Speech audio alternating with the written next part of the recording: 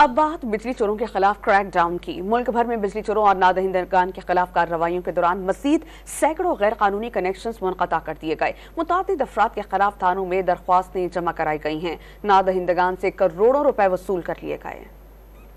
مختلف شہروں میں بجلی چوروں اور نادہندگان کی پکڑ دھکڑ کا سلسلہ جاری ہے۔ ننکانہ صاحب میں لیسکو ٹیم نے کریک ڈاؤن کر کے متعدد غیر قانونی کنیکشنز منقطع کر دیے۔ بجلی چوری میں ملوث 30 افراد کو دھر لیا گیا۔ 275 افراد کے خلاف مقدمات بھی درج کرائے گئے۔ ترجمان لیسکو کے مطابق بجلی چوروں اور نادہندگان سے 32,68,172 روپے وصول کیے گئے۔ چونیا ڈویژن میں لیسکو نے کارروائی کرتے ہوئے کسان اتحاد گروپ کے سربراہ عبدالرزاق کو بجلی چوری کرتے ہوئے پکڑ لیا۔ کیسکو نے بلوچستان کے مختلف علاقوں سے 73 بجلی چور دھر لیے۔ کوئٹہ میں عدم ادائیگی پر 512 کنیکشنز کاٹ دیے گئے۔ 42 افراد کے خلاف مختلف تھانوں کو درخواستیں ارسال کر دی گئیں۔ نادہندگان سے بقایا جات کی مد میں 76,50,000 روپے وصول کیے گئے۔ کیسکو کی ٹیم نے لورالائی، میختر، کوہلو، چمن، خانوزئی اور خالق آباد میں عدم ادائیگی پر 32 ٹرانسفارمرز اتار لیے۔ بلوچستان میں بجلی چوروں کے خلاف اب تک تھانوں میں 1048 درخواستیں جمع کرائی جا چکی ہیں۔